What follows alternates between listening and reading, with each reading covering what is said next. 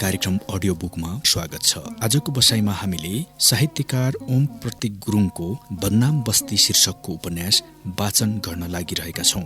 अब प्रस्तुत छ सोही उपन्यासको अंशहरू।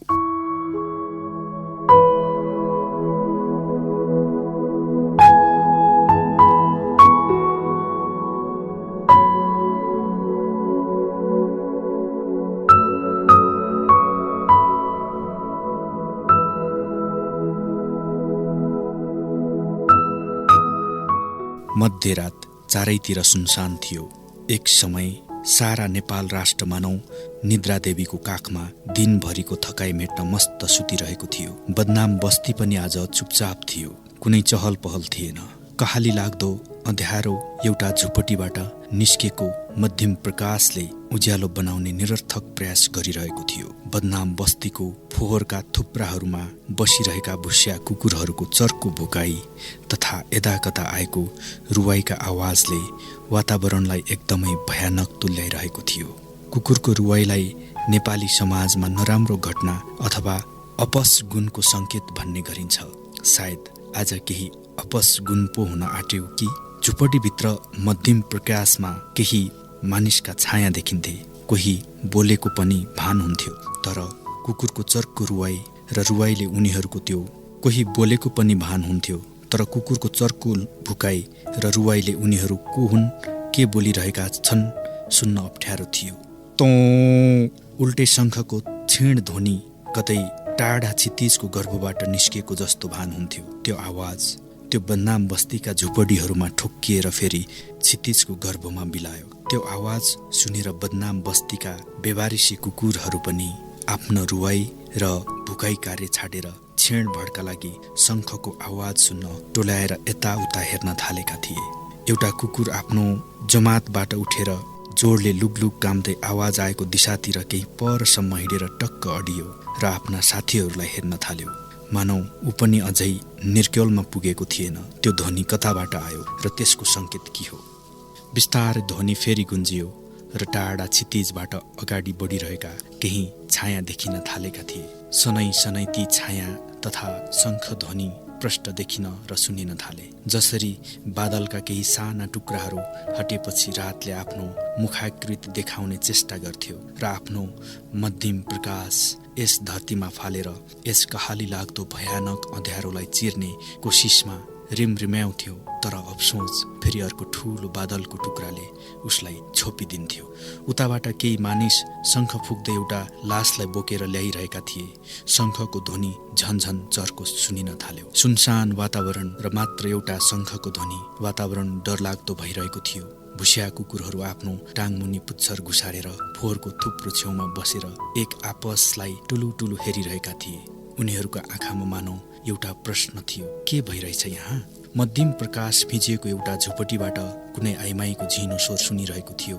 सायद वेदनाले छटपटाइरहेकी थिए। अरू मान्छे हस्याङ फस्याङ गर्दै केही गरिरहेको भान हुन्थ्यो। लास बोकेका मानिसहरू झुपडीको केही नजिक आइपुगेका थिए। ठिक त्यसै समय शङ्खको आवाज सँगसँगै एउटा मर्यो अर्को जन्म्यो बदनाम बस्तीलाई रमाइलो बनाउनु। जन्म र मरण प्रकृतिको नियम हो। त्यही नियम आज पृष्ठ भइरहेको थियो बदनाम बस्तीमा पनि। भित्रबाट खुसीको लहर गुन्जियो र ठिक ढोकाको सामुन्ने आएर शङ्खको ध्वनि पनि गुन्जियो। एक दुई वृद्ध मानिसले ढोका उघारेर बाहिरतिर हेर्ने चेष्टा गरे। कालो रातमा सेतो कात्रोले बेरिएको एउटा लास मानिसहरूको पच्चाप मात्र देख्न र सुन्न सकेका थिए ती दुई वृद्ध आँखा र कानले। लास बोकेका मलामीको कतार घाटतिर अघि बढिरहेका थिए। वृद्धहरूले राम राम भनेर ढोका ढप्काएपछि मादल र बाँसुरीको सुमधुर ताल घन्किन थाल्यो। कोही नाचेको पच्चाप पनि प्रष्ट सुनिन थाल्यो। शङ्ख ध्वनिलाई मादल तथा बाँसुरीको धुनले जितिसकेको थियो क्यारे। शङ्ख ध्वनि पुनः सुनिएन। यो डरलाग्दो रातमा हर्षोल्लासको वातावरण छाउन थाल्यो र कठ्याङ्ग्रिएर बसेका कुकुरहरू पनि एक आपसमा लडीबुडी गरी रमाउन थाले। सायद यो मादलको ताल र बाँसुरीको धुनसँग परिचित भएका थिए कुकुरहरू। तिनीहरूले पनि बुझिसकेका थिए क्यारे आज फेरि बदनाम बस्तीलाई जगमगाउने एउटा ज्योतिको जन्म भयो भनेर। यस्तै हुन्छ यहाँ। केटीको जन्ममा हर्षोल्लास र केटाको जन्ममा रुवाबास। कस्तो अनौठो बस्ती, कस्तो अनौठो समाज।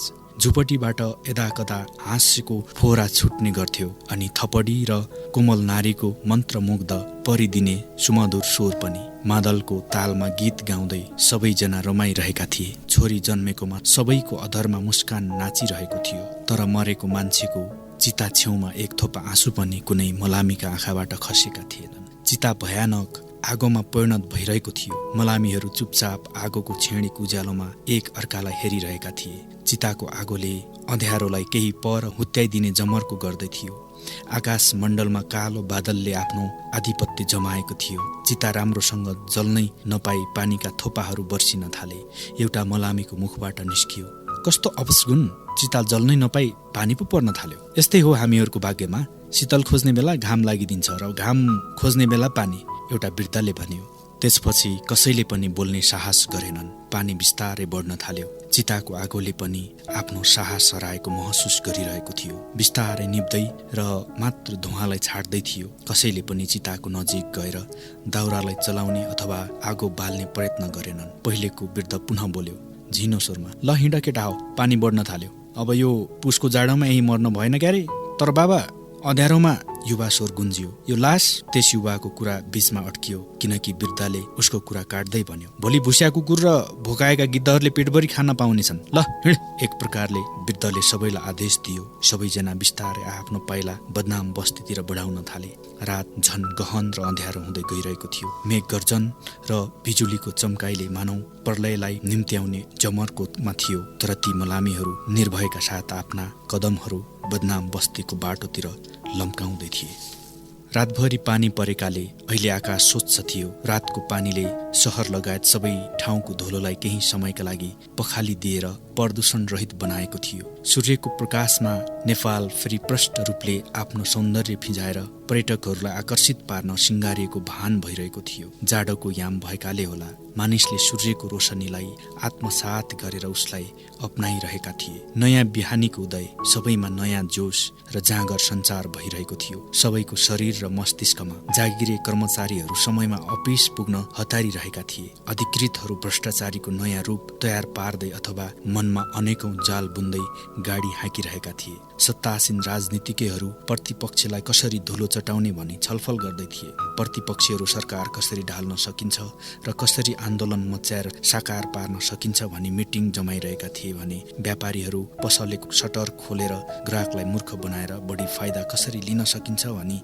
रुङ्गिरहेका थिए। कुल्लीहरू बस पार्कतिर नयाँ बसको पर्खाइमा थिए। आफ्नो स्वार्थमा सबै लागिरहेका थिए। एयरपोर्टमा पुलिस लगायत अरू कर्मचारीहरू विदेशी बोइङ कतिखेर आउँछ र डलर हात पर्छ भनी आफ्ना आँखालाई एयरग्राउन्डतिर बिछ्याइरहेका थिए। नवयुवती तथा नवयुवकहरू भेटघाटको सुरसार कस्न फोन मिलाइरहेका थिए अनि फोन नभएकाहरू मज्नुहरू लैलाको घरको बाटो हिँडिरहेका थिए। रिक्सा चालकहरू नयाँ मुर्गाको खोजीमा बिँडीको कस लिँदै थोत्रो रिक्सालाई पुछपाछ पारी बग्गी बनाउने तयारीमा थिए। मानव एक प्रकारको नयाँ बिहानीको पुरा जोस र जाँगर बोकेको थियो। नेपालगञ्जको छेउमा डेस्पी रोडको केही पर अवस्थित बदनाम बस्तीमा पनि चहल पहल जारी थियो। नयाँ तथा पुराना अनुहार देखा पर्दै थिए। हाँसो र उल्लासको वातावरणका साथसाथै कतिपय उच्छृङ्खल शब्द बाणीहरू पनि कानमा पर्दथे। सस्तो लिपस्टिक पाउडरमा पोतिएका अनुहारहरू, कालो ओठलाई रातो पार्न लतपताएको रातो लिपस्टिकको बीचमा कसैले बिँडी र कसैले चुरोट च्यापेर बाटो हिँड्ने युवकहरूलाई आँखाको इसाराले मूर्छा पार्ने कोसिसमा लागेका थिए। वरिपरि फोहोरका थुप्राहरू सजाएर राखेको त्यो बदनाम बस्ती, साना साना झुपडीहरूमा शोभायमान यो बदनाम बस्ती, गुण्डा, पाकेटमार, पेस्या, दलाल र अपराधीहरूको संरक्षक यो बदनाम बस्ती, समाजका ठेकेदारहरूले भनौँ या सम्भ्रान्तहरूले आफ्नो कुकृत्यको खेल खेल्न रचेको त्यो बदनाम बस्ती अर्थात् गगनगञ्ज आज रमाएको थियो। वादी जातिको आधिपत्य भएको बदनाम बस्ती, देह व्यापारको खुला प्रदर्शन देखाउने यो बदनाम बस्ती आज पनि बिहानैदेखि जडियाहरू लटखडाउँदै हिँडिरहेका थिए। रिक्सामा चढेर सीमापारीबाट आएको एउटा रन्डीबाजले रिक्सावालालाई भाडा तिर्दै तथा आफ्नो धोती एक हातले सम्हाल्दै आफ्नी मन परेकी केटीलाई बोलाउँदै थियो। ओए मेरी बुलबुल, देख मै फिर आ गया भाइ। सेठजीको आगमनले पुलकित हुँदै सामुन्ने झुपडी बाहिर बिडी तान्दै बसेकी युवती आफ्नो ओठमा मुस्कान ल्याउँदै आँखा सन्काउँदै आफ्ना वरिपरि बसेका साथीहरूलाई हेरेर सेठजीतिर लम्केकी थिए। सेठजीले उसलाई लाज पचाएर त्यही अङ्गालोमा कसेको थियो अनि उसका झुपडीतिर बढेका थियो। त्यही उभिएका बसेका कतिपय युवतीहरू रिस र डाहले भुतुक्क भएका थिए। एउटीले त रिसले हो या ग्राहकलाई फसाउनलाई हो आफ्नो साडीलाई घुँडादेखि माथि सेता साप्रा देखाएर यसरी दुवै खुट्टा फट्याएर बसेकी, जो कोहीको नजर साप्राबाट हुँदै अन्य थोकमा परोस् र उसले फिजाएको जालमा माछा फसोस्। सबैले एक न एक थोक आफ्ना क्रियाकलापहरू दोहोऱ्याउँदै थिए। त्यसै समय कसैको कोलाहल सुनिएको थियो, अय्या पुलिस आयो पुलिस, पुलिस आयो पुलिस। त्यही स्वरलाई दबाउँदै अर्को नारी स्वर सुन्यो, आउँछ जान्छ, त्यसको अरू के काम, मस्ती गर्छ जान्छ। यो आवाजका साथसाथै हाँसोको लहर पनि गुन्जियो वातावरणमा र हाँसोको लहरलाई जीपको ब्रेक दबाएको आवाजले थिचेको थियो। पुलिसको जीपबाट एउटा वर्दीधारी इन्सपेक्टर तल ओर्लेर यताउता नजर दौडाउँदै थियो, मानव उसले कसैलाई खोजिरहेको थियो। यो बदनाम बस्तीको वेश्याहरूको भिडमा इन्सपेक्टरलाई देखेर एक क्षणका लागि सबै चुप लागेका थिए। इन्सपेक्टरको दृष्टि एउटा घरमा गएर अडियो र उसले त्यो पक्की दुई तले घरलाई निहालेर हेर्न थाल्यो। झुपडीहरूका बीचमा यो पक्की घर मानौ पुरा बस्तीको शान थियो। झुपडी भन्दा अग्लो भएर हो कि अथवा पक्की भएर हो, त्यो घर एकदमै घमण्डी देखिन्थ्यो र उसलाई कसैको डर र त्रास थिएन जस्तो भान हुन्थ्यो। इन्सपेक्टरले आफ्नो पछिल्तिर अवस्थित झुपडी बाहिर बसेका ठिटीहरूलाई हेर्यो अनि खोइ के सोचेर हो उसले घरमा अधुरो मुस्कान नाच्यो र ऊ तेज कदम चाल्दै त्यतैतिर लाग्यो। ठिटीहरू जो अघिसम्म रमाएका थिए उनीहरूको अनुहार उज्यालो थियो, तर एकाएक अँध्यारो भएको थियो र उनीहरू अलिकति डर र त्रासले भरिएका आँखाले आफूतिर आइरहेको इन्सपेक्टरलाई हेर्न थालेका थिए। इन्सपेक्टरले उनीहरूको नजिक आएर एउटी ठिटीलाई निहालेर हेर्दै सोध्यो, कान्छी, तैँले चमेलीलाई चिन्छेस्?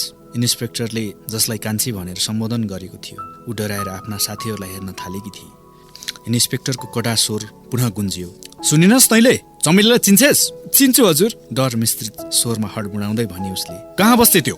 त्यो ठुलो घर त हो नि। त्यसले सामुन्नेको ठुलो दुई तले घरलाई देखाएकी थिए। इन्सपेक्टर त्यतैतिर लाग्यो। सबैले भएको दृष्टिले एकअर्कालाई हेर्न थालेका थिए। कयौंको मनमा एउटा प्रश्न पनि उत्पन्न भएको थियो, को हो यो इन्सपेक्टर? चमेलीलाई किन खोज्दै आयो? नयाँ जस्तो छ। उनीहरूका मनमा शङ्का उपशङ्काहरू उत्पन्न हुन थालेका थिए। किरण, कति दिनसम्म हामी यसरी समाजसँग लुकेर माया गर्छौं? एक न एक दिन त सबैले थाहा पाउनेछन्। त्यस समयका बारेमा सोचेका छौ तिमीले? माया तिमीसँग खेलबाड गर्न लगाएको होइन मैले उजेली। मलाई घर, खानदान र यस समाजको कुनै प्रभाव छैन, किरणले निर्भयका साथ भन्यो। उजेलीले उसलाई निहालेर हेर्ने चेष्टा गरिरहेकी थिए। दुवैजना एउटा सानो मन्दिरको छेउमा बसेका थिए। उजेलीको काखमा किरणले आफ्नो शिर राखेको थियो। यी दुई युगल जोडी समाज र घरको लडाई त्यागेर एकअर्काप्रति समर्पित भएका थिए। एकदमै स्वच्छ, निर्मल, निष्कपट र निस्वार्थ प्रेमको सागरमा डुबिरहेका थिए। किरणको लवाईले जनाउँदै थियो ऊ यस समाजको प्रतिष्ठित व्यक्तिको छोरो थियो र उजेली थिए त्यही बदनाम बस्तीको हिलोमा फुलेकी कमलको फूल, तर स्वच्छ, पवित्र, गंगा जल समान निर्मल। यस समय उजेली स्कुलको ड्रेसमा थिए, छेउमा झोला राखेकी। किरणका किताबहरू पनि झोलामाथि थिए। किरण अहिले नेपालगञ्जको कलेजमा आइए दोस्रो वर्षमा पढ्दै थियो र उजेली 9 कक्षाकी छात्र थिए। तर यौवनले भरिएकी, वर्ष त्यस्तै 17 की। मन्द मन्द चलिरहेको शीतल हावाले दुवैका केश उडाइरहेको थियो। उजेलीले किरणको केश चलाउँदै भने, तर किरण, यो जोसपछि शिथिल त हुने होइन? किरणले उजेलीलाई हेर्दै भन्यो। त्यस्तो लाग्छ तिमीलाई? उजेलीको मुखबाट कुनै शब्द निस्कन सकेको थिएन, मात्र उसका आँखा रसाएका थिए। किरणले पुनः आफ्नो कुरा अगाडि बढायो। उजेली, तिमीले जुन समाजको डर आफ्नो मनमा पालेकी छेउ त्यो समाज हामी सबैले बनाएको। हाम्रो आफ्नो स्वार्थ पूर्तिका निम्ति मानिसको वर्ग विभाजन गरेर कसैलाई ब्राह्मण बनायौं, कसैलाई क्षेत्री, कसैलाई वैश्य त कसैलाई शूद्र। तर किरण, उजेली बिचैमा बोली, म त अछुत बदिनी परे, एउटी वेश्याकी छोरी। उजेलीका आँखाबाट आँसुका 2 थोपा किरणका ओठमा खसे। किरणले ती 2 थोपा आँसु पिउँदै उजेलीलाई अङ्गालोमा कस्दै भन्यो, अब यदि एक शब्द पनि आफ्नो मुखबाट निकाल्यो भने सम्झ, म कहिले बोल्ने छैन, सधैँको लागि रिसाउँछु। किरणको स्वर काँपेको थियो, मानौ यदि उजेलीले मुखबाट एक शब्द पनि निकाली भने ऊ यही रुनेछ। उजेली चुप लागेकी थिए। दुवैले एक अर्काको मुटुको ढुकढुकी मात्र सुन्ने प्रयत्न गरेका थिए। तराईको हरियो फाँटमा अवस्थित सानो टाकुरामाथिको त्यो दृश्य साह्रै रोमाञ्चित देखियो। त्यहाँ ती दुई सिवाय अरू कोही थिएनन्। शान्त वातावरणमा हावाको सरसराहट र यी दुई युगल जोडी प्रकृतिको काखमा रमाएका थिए। यौवनको बढ्दो चापले यिनीहरूको होस उडाएको थियो। समाजको रीतिरिवाजलाई आफ्नो ढङ्गबाट व्याख्या गर्दथे। आखिर प्रत्येक प्रेमी र प्रेमिकाले कहिले पो समाज र खानदानको प्रभाव गरेका थिए र उनीहरू सदैव आफ्नो प्रेम जित देख्न चाहन्छन्। हिजो पनि त्यस्तै थियो, आज पनि र भोलि पनि यस्तै हुनेछ। तर हिजो पनि समाजले प्रेमीहरूलाई हराउने र उनीहरूको माया खोज्ने जमर्को गरेकै थियो, आज पनि गर्नेछ र भोलि पनि यस्तै हुनेछ। तैपनि लड्नु जिन्दगी हो, त्यसैले सबै लड्छन् जिन्दगीसँग। यसमा कसैको जित हुन्छ भने कसैको हार। घरको मुख्य द्वारबाट सुरु भएको कोरिडोरको दुवैतिर लाइनसँग कोठाहरू थिए। कोठाको बाहिर धुवाँ उडाउँदै कतिपय सुन्दरीहरू उभिएका थिए। दलालहरू पनि चुरोट पिउँदै लट्ठिएका आँखाले हेर्दै कुरा गर्दै थिए भने कोही ग्राहकहरू मोल तोल गरिरहेका थिए। कोही चाहिँ पेन्टको स्पनर लगाउँदै हतारिँदै कोठाबाट बाहिर निस्कँदै थिए। यहाँ आउने प्राय ग्राहकहरू प्रतिष्ठित र धनी परिवारका रन्डीबाजहरू नै हुन्थे। धुवाँले पुरा कोरिडोर कुइरीमण्डल झैँ भानुहुन्थ्यो। एउटा दलाल आफ्नी सुन्दरीसँग चलिरहेको थियो। सायद रक्सीको मात लागेको थियो उसलाई। अचानक ऊ सुन्दरीलाई छाडेर मूलद्वारतिर हेर्न थाल्यो। आँखामा चढेको नसा एकछिनमै छुस्मन्तर भएको थियो उसको। मुख्य द्वारबाट भर्खरै इन्सपेक्टर भित्र प्रवेश गरेको थियो। सबैजना सतर्कताका साथ उभिन थालेका थिए। एकाध ग्राहकहरू डर र त्रासले लुकलुक काम्दै थिए। सायद उनीहरूको प्रतिष्ठाको सवाल थियो। इन्सपेक्टर बडो शानसँग बिस्तारै आफ्ना कदमहरू अगाडि बढाउँदै थियो र आफ्ना चतुर दृष्टि सबैका अनुहारमा गाड्दै थियो। केही अघिसम्म खित्का छाडेर उशृङ्खल हरकत गर्नेहरूको मुखबाट एक शब्द पनि निस्किएको थिएन। इन्सपेक्टर एउटा दलालको अगाडि आएर टक्क अडियो र उसलाई घुरेर हेर्न थाल्यो। त्यस दलालले इन्सपेक्टरसँग आँखा जुदाउन सकिरहेको थिएन, बरु उसका ओठ डरले सुक्न थालेका थिए। उसले मनमनै सोच्यो, सायद थानामा नयाँ इन्चार्ज आए जस्तो छ, नत्र अहिलेसम्म यस्तो कोठीमा कुनै पनि पुलिस छिर्ने आँट गरेको थिएन। उसले आफ्नो ओठ भिजाउन दुवै ओठमा जिब्रो घुमाउन थाल्यो बिस्तारै। चमेली कहाँ छे? इन्सपेक्टरको भारी कर्कश स्वरले दलाल छेडभडका लागि हडबडायो। फेरि उसले आफूलाई सम्हाल्दै जवाब दियो, हजुर हजुर, उहाँ माथि बैठक कोठामा हुनुहुन्छ। इन्सपेक्टरले एक दृष्ट सामुन्ने उभिएकी सुन्दरी माथि फ्याँक्यो। सुन्दरीले चुपचाप रिस निहुराई। इन्सपेक्टरले आफ्नो टोपी अलिक तलतिर तान्दै यसरी लगायो, मानौ अब प्रष्टसँग उसको अनुहार कसैले देख्न सक्दैनथ्यो। उसले यसो किन गर्यो त्यो चाहिँ थाहा हुन सकेन। सायद ऊ यस घृणित दृश्यलाई हेर्न चाहँदैनथ्यो होला।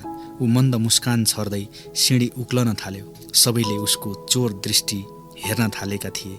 सामुन्ने उभिएकी युवतीले दलालसँग बिस्तारै सोधी, होइन यो पुलिस यहाँ किन आयो? चुपलाग, सुन्ला। दलालले चुप लाग्ने इसारा गर्दै भन्यो। सबैजना चुप थिए। इन्सपेक्टर उनीहरूका आँखाबाट ओझेल भइसकेको थियो। बैठक कोठाको सान नै बेग्लै थियो। झ्यालका रङ्गी बिरङ्गी बुट्टेदार पर्दाहरू झुन्डिएका थिए। भित्तामा स्त्री तथा पुरुषका नग्न अर्धनग्न तस्विरहरू टाँसिएका थिए। हलको बीचमा किम्मती सोफा सेट शोभामान थियो। एउटा कुनाको आधुनिक टेबलमा फोन पनि थियो। गमलाहरू सजाएर राखिएका थिए। भुइँमा किम्मती गलैँचा ओछ्याइएको थियो। चमेली बाई यस समय बैठक कोठामा पान चबाउँदै सोफामा धसिएर आरामका साथ बसेकी थिए। उसका आँखामा चस्मा चढिसकेको थियो। केशहरू फुलेका थिए अलिअलि। वर्षौंसम्म व्यवसाय वृद्धि गर्दा गर्दा थाकेको थकावट अनुहारमा प्रष्ट देखिन्थ्यो। बुढेसकालको चाउरीपनालाई हटाउन उसले मेकअपको बाक्लो तह अनुहारमा पोतेकी थिए। शरीरमा किम्मती रेशमी साडी तथा नाक कान अनि गलामा सुनका गहनाहरू शोभनीय नभए पनि जतन साथ लगाएकी थिए। यस समय उसका सामुन्ने दुईवटी सुन्दरीहरू उभिएका थिए। अनुहार तथा ओठमा उही सस्तो मेकअप। चमेलीले बडो शान्त तथा गहकिलो स्वरमा भन्दै थिए, मिना, सुनेकी छु तैँले आजकल ग्राहकलाई राम्ररी सेवा दिनिस् रे। अब आइन्दा यस्तो शिकायत नआओस्, बुझिस्?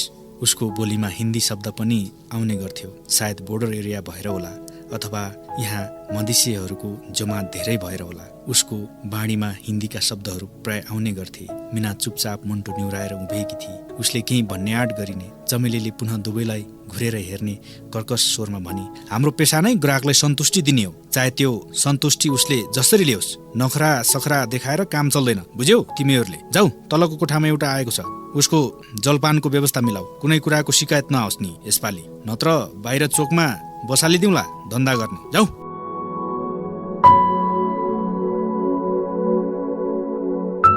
चमेलीले अर्डर दिएकी थिए, साथमा चेतावनी पनि। दुवैजना चुपचाप त्यहाँबाट ओझेल भए।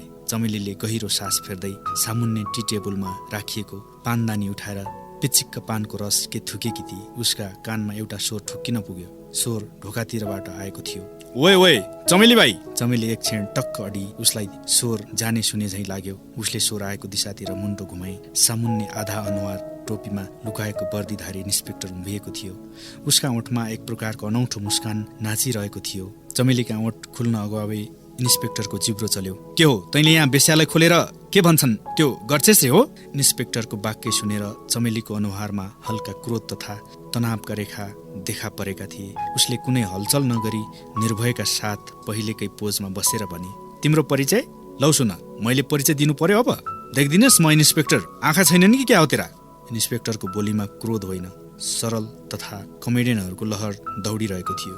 कुनै फिल्मको जोकर इन्सपेक्टर चाहिँ। उसले आफ्नो वर्दीमा टाँसिएका फुली देखाउँदै पुनः भन्यो, यस्तो चमचम चम्किने फुली र वर्दी देखिदिनस् तैँले? चमेलीले उबाट दृष्टि हटाएर चुरुटको बट्टामा एउटा चुरुट निकालेर सल्काउँदै भने, तिम्रो फुली पनि देखेकी छु र वर्दी पनि, तर सायद तिमीले मलाई देखेका छैनौ। चुरोटको धुवा उडाउँदै शान्त स्वरमा भनेकी थिए उसले। यो देखेर इन्सपेक्टरले छिटछिटो कदम चाल्दै उसको नजिक आउँदै भन्यो, देखेको छु, तँलाई एकदमै नजिकबाट देखेको छु। त्यसो भए तिमी मदेखि राम्रोसँग परिचित छैनौ होला। चुप, बढ्ता बोल्छे, त्यो पनि इन्सपेक्टरसँग। इन्सपेक्टरको यस्तो चाला देखेर चमेली अलिक मुस्कुराई। पुनः उसले आफूलाई पहिलेको अवस्थामा ढालेर चुरोट तान्दै भने, बढ्ता त तिमी हुँदैछौ। आजसम्म कुनै पनि पुलिसवालाले चमेलीलाई हकार्न सकेको छैन। सायद तिमी अहिले नयाँ नयाँ आएका छौ जस्तो छ।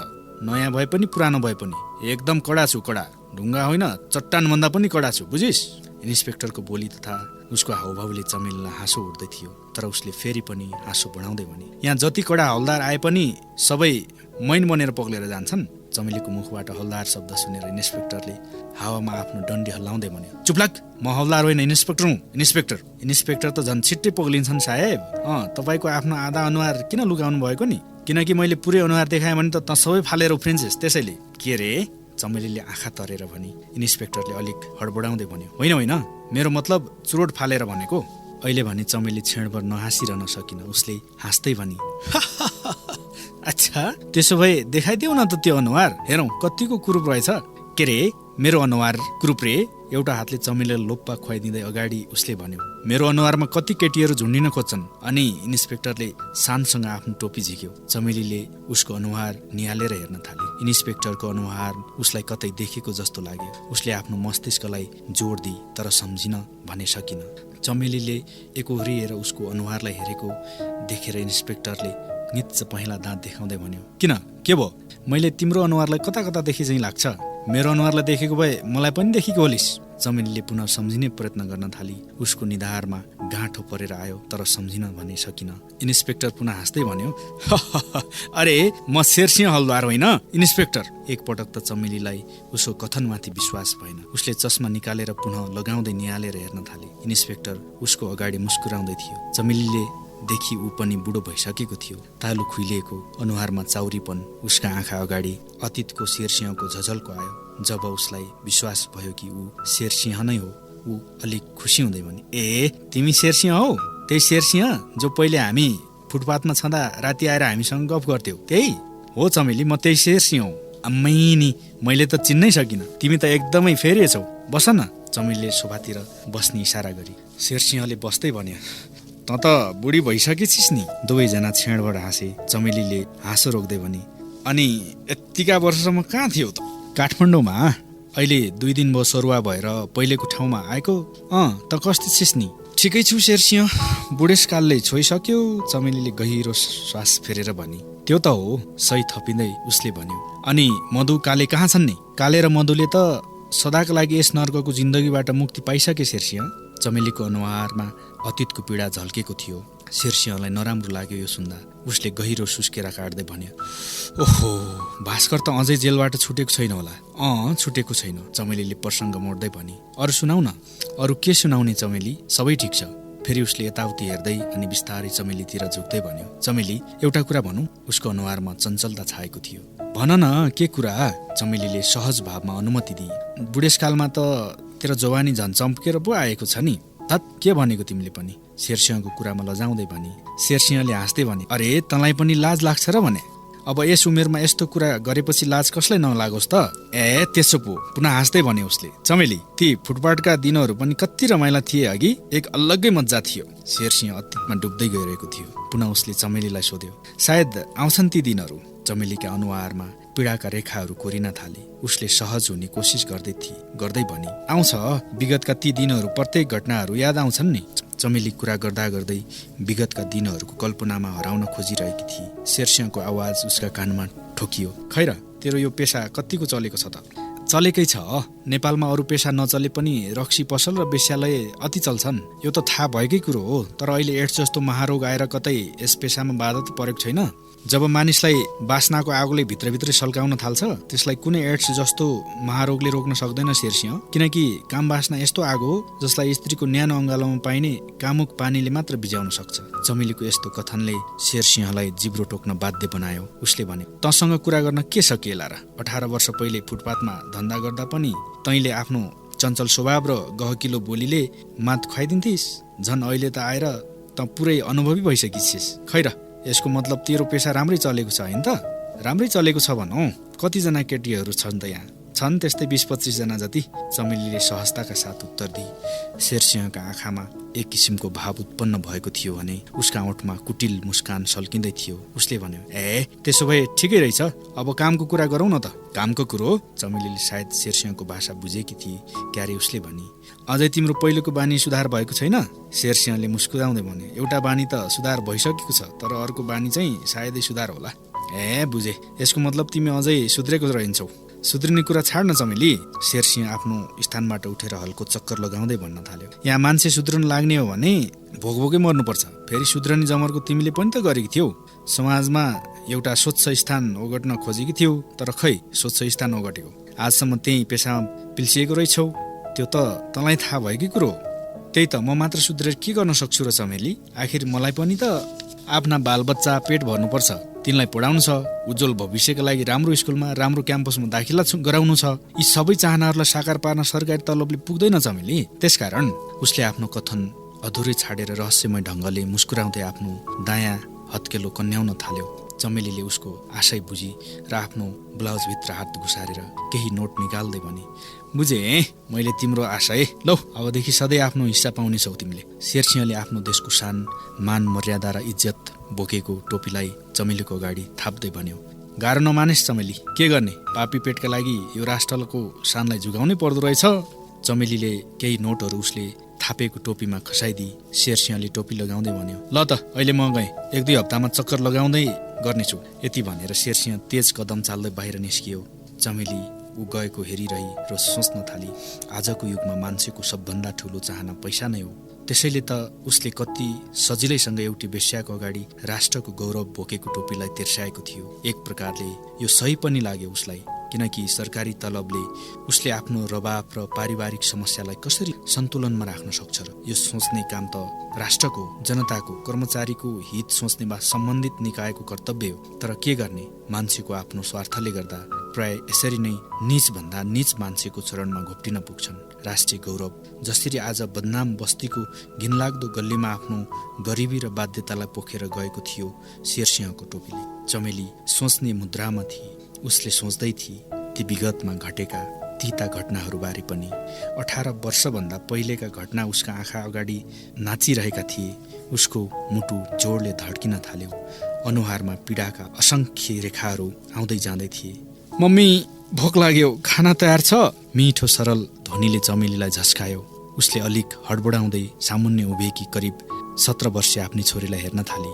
उजेली चमेलीको छोरी थिए। ऊ भर्खर स्कुलबाट आएकी थिए। चमेलीले मात्र उजेलीको अनुहारमा एक टकले हेरिरही। सायद उसले उजेलीको अनुहारमा आफ्नो अतीत देखिरहेकी थिए। यसरी आमाले आफ्नो अनुहारमा हेरेको देखेर उजेलीले फेरि चञ्चलताका साथ भनी, आमा, भोक लाग्यो भनेको। जा, खाना तयार छ, भित्र गएर खा। उजेली किचनतिर लागि। फेरि चमेली सोचमग्न भई शेरसिंह यहाँ आएर पुनः एकपटक पाप्रा बसेको उसको मनको घाउ कोट्याएर गएको थियो। फेरि उसले केही सोचेर मुन्टो झट्कारी र उठेर बाहिरतिर लागि। सायद ऊ विगतका यादहरूलाई नचाहेर पनि बिर्सने जमर्कोमा थिए।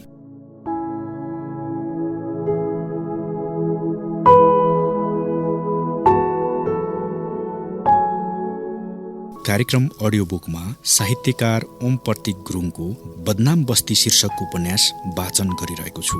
आजलाई निर्धारित समय सकिसकेको हुँदा उपन्यास वाचनको श्रृङ्खलालाई यही रोक्न चाहन्छु। उपन्यासको अरू बाँकी अंश सुन्नको लागि तपाईँ आगामी हप्ताको आइतबारसम्मको यही समयलाई पर्खनु पर्नेछ। त्यतिन्जेलसम्मको लागि प्रविधिका साथी एनबी निर्दोष अनि सुनेर साथ दिने तपाईँलाई धेरै धेरै धन्यवाद दिँदै कार्यक्रम अडियो बुकबाट म प्रस्तुता जीवन पनि बिदा माग्छु।